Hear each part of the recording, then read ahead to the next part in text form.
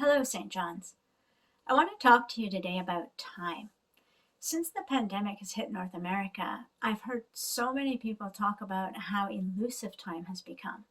We've perhaps because there's been so much change and so much stress in our lives, and perhaps also because we've lost our daily routines. Many of us are not commuting back and forth at the same times as we used to, or at all.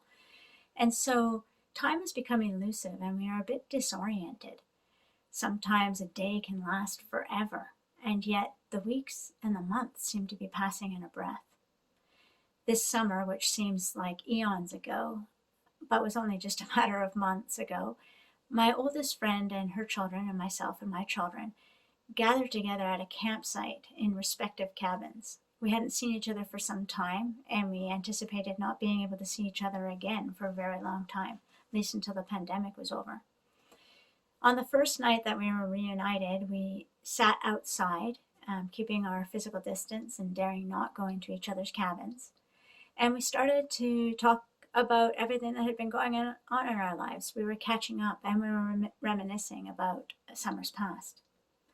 And as we were talking, it began to pour. And we were just getting drenched, and it was unrelenting.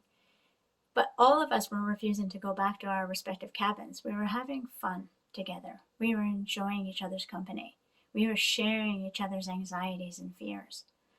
And one of us made a statement that all of us knew to be true in the depth of our hearts. They said, of all the summers that we have spent together, this very moment will be one that we will never forget.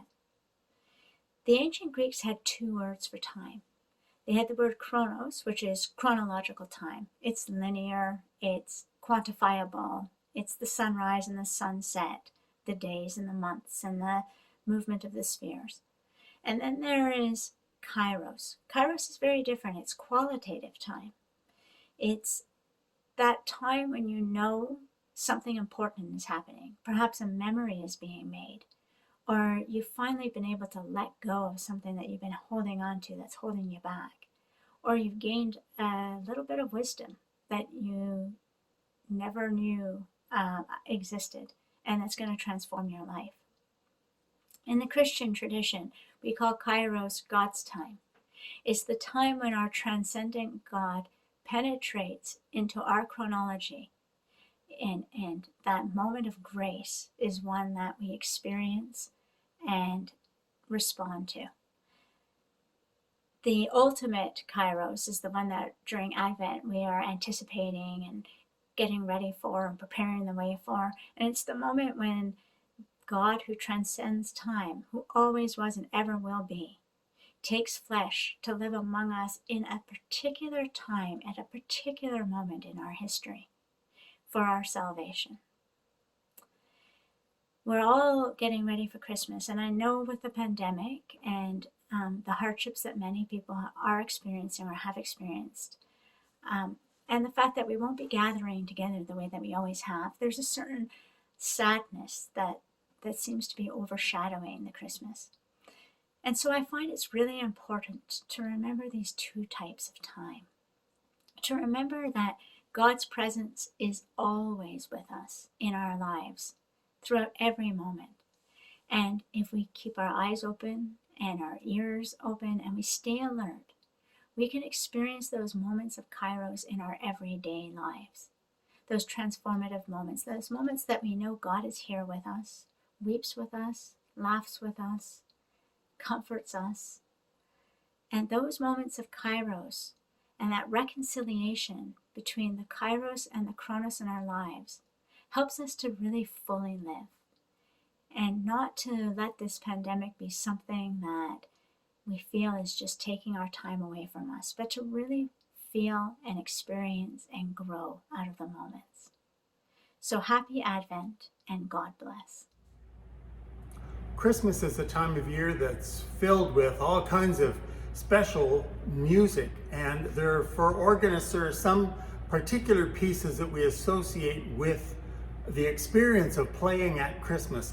For me, one of those pieces is Noël number 10, Grand Jeu et Duo by Louis-Claude Daquin.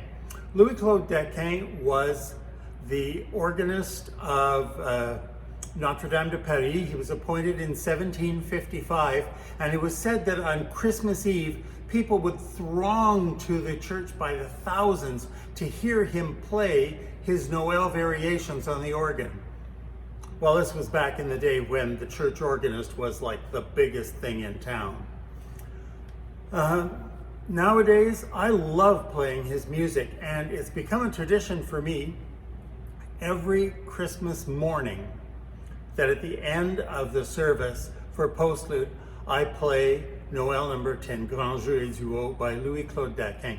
I'd like to play you a few little parts of it, a sample of it. The full piece is 6 minutes long. Now, I know during COVID, you've been stuck glued to your pews listening to my postludes, and so I tried to keep them short. But listen, Christmas morning, it's going to be a 6 minute long postlude. So bring a cushion or a book, but I think you'll enjoy this. Noël 10, Grand Jeu et Duo of Louis-Claude Daquin.